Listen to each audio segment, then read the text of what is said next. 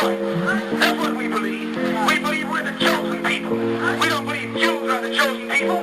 We don't believe Jews are the ones going to the promised land. We don't think Jews are a part of God. No, Jews are nothing but another part of that same race of devils that come out of Europe. Black people are standing up. Black people are rising up, and they're starting fight. We were slaves in Egypt. We belong to the Father, ain't no pledge of allegiance. We both to celebrate that killing that he didn't need you. We both to keep the holy days, don't be like the heathen. Said that for a reason. If it was, like say, if it was an actual firearm, I'd be thinking it's a small caliber weapon. The reports are not real loud that I can tell, although we'll probably get better audio. It doesn't sound like any kind of a rifle or anything. And he's dazed by it, Lester, and you made that observation a minute ago. He is dazed by it. So when he's hit by the projectile, he sees his head's facing right. I think you should know. He's looking to the right, and there's the pops. You can hear two pops, and he grabs his ear. So it's a small caliber handgun if it's an actual firearm, or it could be a simunition that still breaks the skin, still causes an injury there. And Jim, you and I have both been to events on this scale, and I certainly have been to presidential events on this scale. And you look around at the security challenge there. Everybody, of course, carries a smartphone right now, and they have to make a quick judgment: is that a phone or is that a weapon?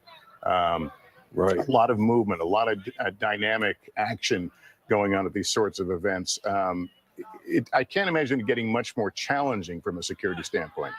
Those of you who have not heard this is the guy who, has been on social media, and they're showing, interviewing him and how he not only saw the shooter, but he and his friends alerted the authorities, and they did nothing. Someone who was here, you weren't inside the event. Nope. But you were just outside. Tell us what you saw. And So we had a party here all day. At the you can see behind us at the Brinkles Farm and Greenhouse here. We had a party, and we all decided, hey, when we hear Trump up there, we're going to walk up through the field, stand by the trees up there under the shade, and watch and listen to the rally. Right? We couldn't see him, but we could hear him. So in probably 5 to 7 minutes of Trump speaking, I'm estimating here, I have no idea, but we noticed a guy crawling, bear crawling up the roof of the building beside us, 50 feet away from us.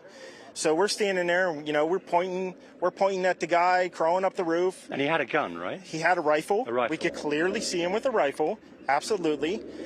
We're pointing at him. The police are down there running around on the ground. We're like, hey, man, there's a guy on the roof with a rifle. And the police are like, huh, what? Like they didn't know what was going on.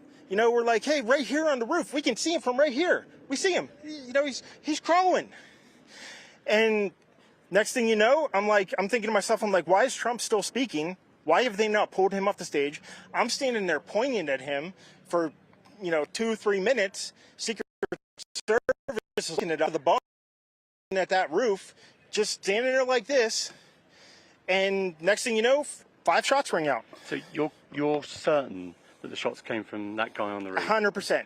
100%. And he was up there for a couple of minutes. He was up there. You saw him up there for a couple of minutes. Absolutely. At least 3 to 4 minutes. And you were telling police and the Secret Service. We were telling the police. We were pointing at him for the Secret Service, who were looking at us from the top of the barn. They were looking at us the whole time when we were standing by that tree. Could they see binoculars? Could they see him? Probably not, because the roof, the way the slope went, he was behind where they could see. But why is there not Secret Service on all of these roofs here? I mean, this is not a big place. Did you see, obviously everyone, when the shooting started, everyone was very There he is. Now let's take a look at the video. I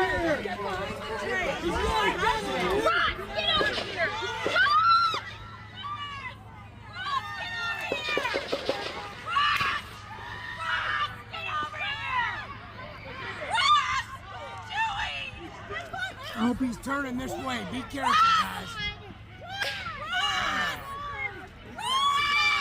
What are you doing? Where's that? Somebody go inside. He's right there. Oh no. Are we in public? Yes. What the fuck is going on? Ross! Dad, where's that? Okay, so it's, you know, it's hard to see because people are panicking. This video, it's all over the place, but let me take you back to this moment in the beginning where we actually see him on the roof, and then you hear the pow pow and he is taken out.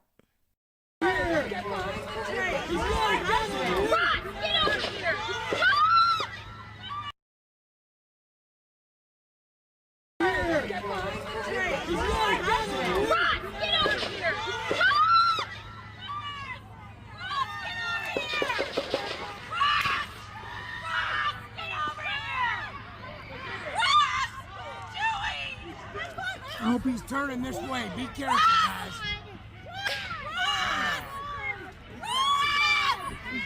What are you doing? Let me try to make this even bigger. There he is, pow powing. Wait, let's go back a little bit. There. Okay, so that is the shot we see. Let's get in on this. A lot bigger. There he is again. There he is active. Trying to make this as big as possible so we can really get the details here on what's happening.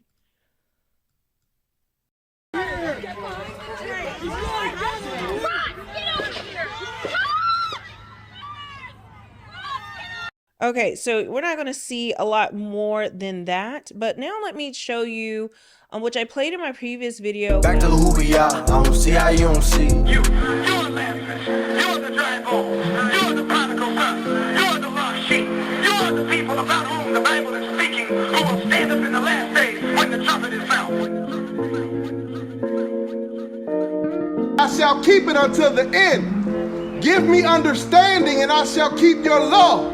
Yea, I shall observe it with my whole heart. Hallelujah. Hallelujah.